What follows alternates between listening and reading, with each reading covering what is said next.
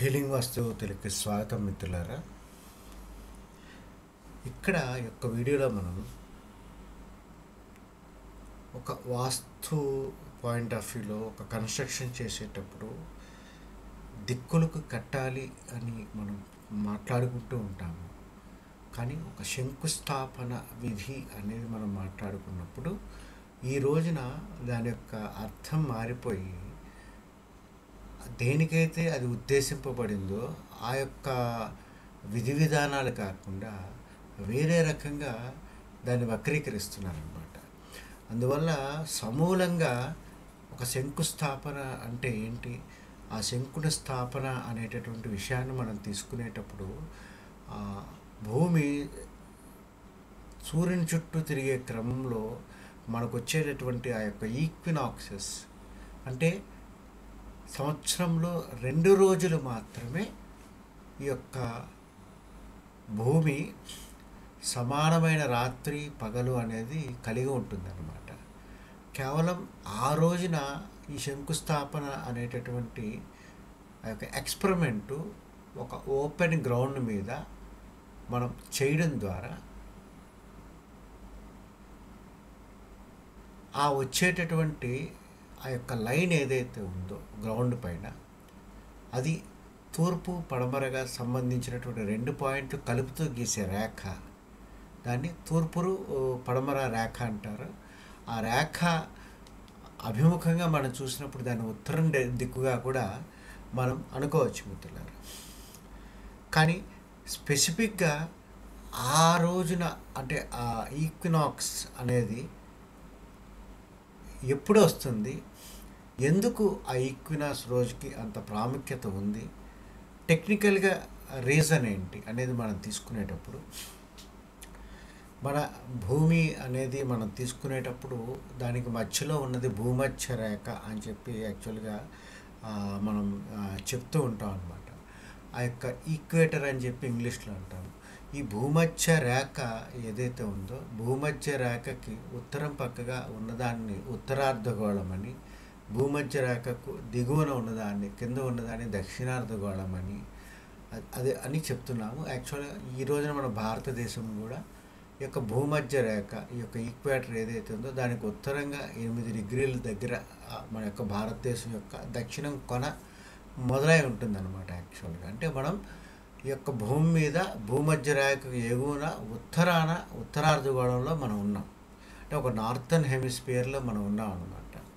So ఈ రకంగా చూసినప్పుడు భూమి సూర్యుని చుట్టూ సంచరించేటప్పుడు సూర్యుని యొక్క రేడియేషన్ అనేది తీసుకుంటుంది. కొన్నిసార్లు ఉత్తరార్ధగోళంలో చాలా ఎక్కువగా ఆ యొక్క ఇంపాక్ట్ ఎక్కువ ఏరియా తీసుకుంటుంది. కొన్ని సందర్భాలలో దక్షిణార్ధగోళం అనేది అంతే సమపాళల్లో తీసుకుంటుంది. అంటే ఒక 6 నెలలు ఒక ఉత్తరార్ధగోళంలో జరిగేటటువంటి ప్రక్రియ ఇంకొక 6 నెలలు దక్షిణార్ధగోళంలో ఇక్కడ మనకి జరుగుతుంది అనమాట.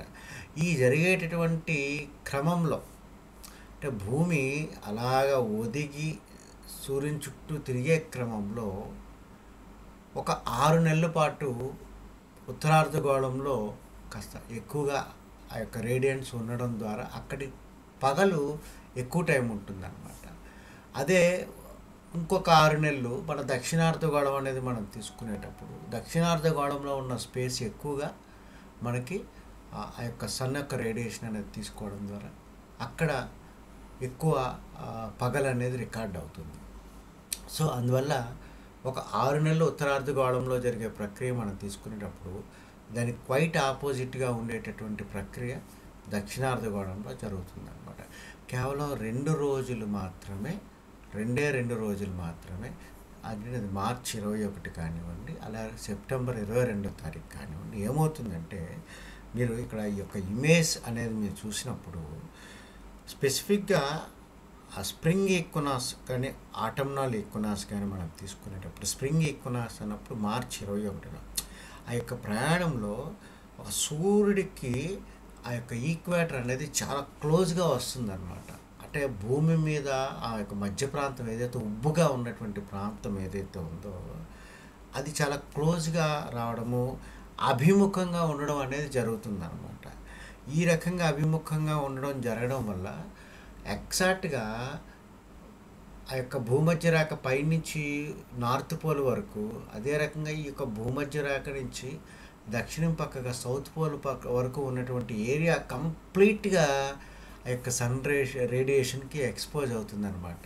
అంటే ఎగ్జాక్ట్గా ఎలా ఉంటుందంటే, ఆ రోజు ఉత్తరార్ధగోళంలో ఎంత అయితే టైము ఒక డే కింద, పగల కింద నిర్ణయించబడిందో అంతే టైము నైట్ కింద కూడా పరిగణింపబడుతుంది అనమాట. అంటే ఈక్వల్ డే అండ్ నైట్ అనేది ఉంటుందన్నమాట. ఆ 2 రోజులు అక్కడ ఇది అవుతుందన్నమాట. సో ఇంత ప్రాముఖ్యత మనం ఎందుకు చెప్తున్నాం అంటే, ఆ యొక్క జ్ఞానం అనేది మనం తీసుకున్నప్పుడు, జ్ఞానం ఇది నథింగ్ బట్ ద శంకు.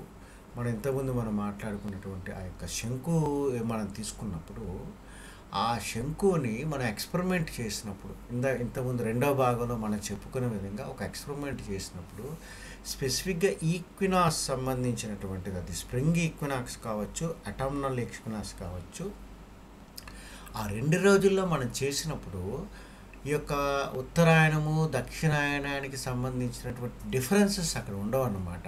అక్కడ న్యూట్రల్గా ఉంటుంది. ఎందుకు? ఈక్వల్ డే అండ్ నైట్ ఉంటుంది కాబట్టి. అప్పుడు మనకి ఏదైతే ఆ గ్రౌండ్ మీద వచ్చినటువంటి ఆ 2 పాయింట్స్ కలపగా వచ్చినటువంటి లైను, తూర్పు పడమర లైన్ ఏదైతే ఉన్నదో ఆ లైన్ మనం పూర్తిగా యాజ్ ఇట్ ఈజ్గా తీసుకోవచ్చు వితౌట్ ఎనీ కరెక్షన్ అనమాట. సో దీన్ని ఎక్స్ప్లెయిన్ చేసే విధంలో ఈ కాన్సెప్ట్ కొంచెం మనకి అర్థం కావడానికి ఇక్కడ ఆ స్పెసిఫిక్ డేట్స్లో మనకి ఈ రకంగా భూమి తిరుగుతున్న క్రమంలో సన్ యొక్క రేస్, అదే రకంగా ఈ యొక్క ఎర్త్ యొక్క ఈక్వేటర్ రెండు చూడండి, ఆ యొక్క రేస్ అనేది పూర్తిగా నార్త్ పోల్ నుంచి సౌత్ పోల్ వరకు ఉన్న ప్రాంతం మీద ఈక్వల్గా ఎక్స్పోజ్ అయినాయి అన్నమాట. సో ఈ రకంగా అది 2 రోజుల్లో మాత్రమే నడుస్తుంది. మార్చి 21 లేదా మన సెప్టెంబర్ 21 ఈ ఒక్కటి మీకు అర్థం అవడం అనే దాని గురించి ఇక్కడ చెప్పడం అనేది జరుగుతుంది. అదే రకంగా మనకి ఒక ఎగ్జాంపుల్ అనమాట, అంటే ఒక లాటిన్ భాషలో ఈక్వినాక్స్ అంటే ఏంటంటే ఈక్వల్ లైట్స్ అని చెప్పున్నారనమాట. So around the equinox the sun is over head at the equator. ఎగ్జాక్ట్గా ఈక్వేటర్ దగ్గర అతను ప్రొజెక్ట్ అవ్వబడతాడు. And days and nights are equal in duration. మొత్తం పూర్తిగా భూమి మీద ఉత్తరార్ధగోళంలో దక్షిణార్ధగోళంలో సేమ్ ఆ రకంగా ఉంటుందన్నమాట. దీన్ని మనం ఈ రకంగా ఇంకొక ఎగ్జాంపుల్ తీసుకోవడం మనం చెప్పడం అనేది జరిగిందనమాట. అంటే ఎగ్జాక్ట్గా సన్ రైజ్ అనేది పర్పెండిక్యులర్గా ఆ ఈక్వేటర్ని అక్కడ తాకుతున్నాయన్నమాట. ఇక్కడ మీరు ఎగ్జాక్ట్గా మీరు ఆ డిఫరెన్స్ చూడొచ్చు. ఈ యొక్క ఫాల్ ఈక్వినాక్స్ అని మనకి ఇక్కడ చూపెట్టిన చోట ఏమవుతుంది, ఎగ్జాక్ట్గా భూమి యొక్క సగానికి పూర్తిగా సగం అర్ధచంద్రాకారంగా ఉన్నటువంటి భూమి తీసుకుని మొత్తము పూర్తిగా ఎక్స్పోజ్ అవుతుంది అనమాట. అలాగే ఈ యొక్క సమ్మర్ సాలిస్టిస్, వింటర్ సాలిస్టిస్ తీసుకునేటప్పుడు ఇదే ఈక్వినాక్స్ అనేది కొంచెం వరిగా ఉండడం ద్వారా ఉత్తరార్ధగోళంలో ఉన్నటువంటి ఎక్కువ స్పేస్ అనేది సన్కి ఎక్స్పోజ్ అవుతుంది. అలాగే వింటర్ సాలిస్టిక్స్లో ఏమవుతుంది, దక్షిణార్ధగోళంలో ఉన్నటువంటి స్పేసు ఎక్కువగా సన్కి ఎక్స్పోజ్ అవ్వడం వల్ల మనకి డే టైం అనేది తక్కువగా ఉంటుంది అనమాట. ఎందుకు? మనం ఉత్తరార్ధగోళంలో ఉన్నాం కాబట్టి. సో ఈ యొక్క ఉదాహరణ తీసుకోవడం ద్వారా కూడా మీరు డైరెక్ట్గా మీరు తెలుసుకోవచ్చు.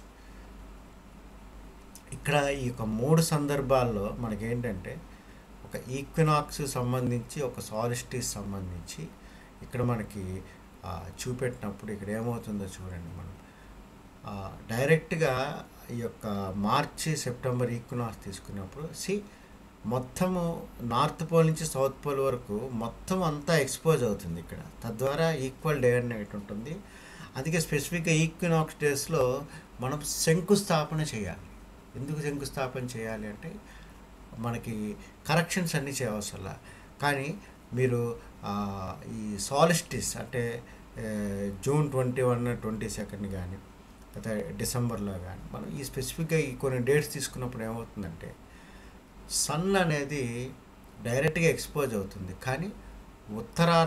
ఉత్తర భూభాగం ఏదైతే ఉందో అది పూర్తిగా సన్నేపు ఒరిగి ఉండడం వల్ల ఏమవుతుందంటే మోస్ట్లీ ఎక్కువ శాతం అంటే ఉత్తరార్ధగోళంలో చాలా ప్రాంతాలు ఆ యొక్క నార్త్ పోల్ని కూడా కనుక మనం కన్సిడర్ చేసినప్పుడు ఎక్కువ డైరెక్ట్ సన్లైట్ అనేది పడుతుంది అనమాట.